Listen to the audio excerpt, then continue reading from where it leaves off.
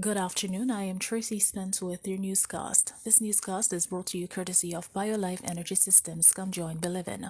Call them at 800-875-5433. USA Credit Repair, a key to beautiful credit. You may call them at 800-786-1330. Cruising with the Case Handler, a show on personal injury and immigration, weekdays 8:30 a.m. on Saturdays 7 p.m. and 12 noon on Sundays. And Supreme Power Homes. Call them at 800-493-9002. Now for the news in details. British High Commissioner to Jamaica Asif Ahmad says the rich should be blamed for the mushrooming of informal settlements occupied by the poor. Mr. Ahmad was speaking at a three-day infrastructure conference in Montego Bay, St. James that began on Wednesday. British High Commissioner of Jamaica says that the absence of low-cost housing has caused the development of informal settlements in cities around the world. According to Mr. Ahmad, the poor should not be blamed for the mushrooming of these shanty towns. He is warning that this type of treatment may lead to resistance from the poor and the people in rural areas. According to Mr. Ahmad, the living conditions of the poor have resulted in persons breaching the anti-COVID-19 restrictions. Jamaica's Health Minister Dr. Christopher Tufton says the state of people living with diabetes locally is worrying.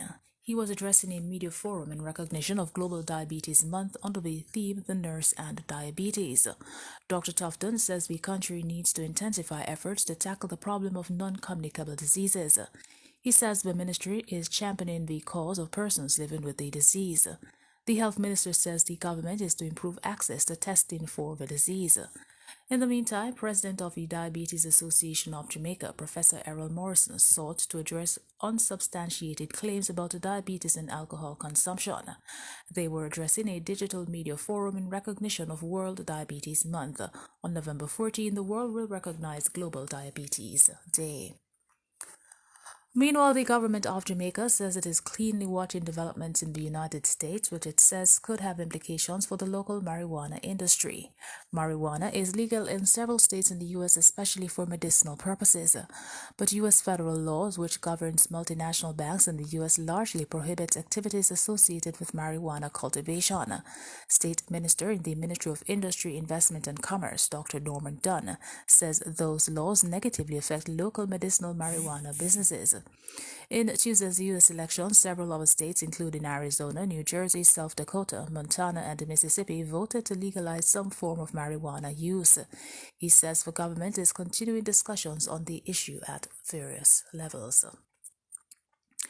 In sports, all members of the West Indies touring party have returned second negative COVID-19 tests, bringing them one step closer to full integration with the community there. The group arrived from the Caribbean a week ago and had been undergoing a 14-day quarantine at the High Performance at Lincoln University, just outside the city located at South Island's east coast. Following Thursday's second COVID-19 test, the contingent is now set for one final test before the end of quarantine. Once these are negative, members of the touring party will be allowed to move around freely. This is in contrast to the England series in July, when the West Indies touring party remained in a biosecure bubble throughout the tour away from the general public. New Zealand has been at the forefront globally in handling the pandemic, recording only 1,618 confirmed cases, only 43 of which are still active, and 25 deaths. And that is it for the news. This newscast came to you courtesy of BioLife Energy Systems. Come join the living.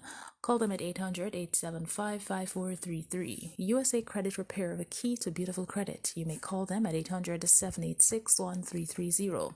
Cruising with the Case Handler, a show on personal injury and immigration, weekdays 8:30 a.m. on Saturdays 7 p.m. and 12 noon on Sundays. And Supreme Power Homes. Call them at 800-493-9002. On behalf of the news and production team, I am Tracy Spence. Do have a good afternoon.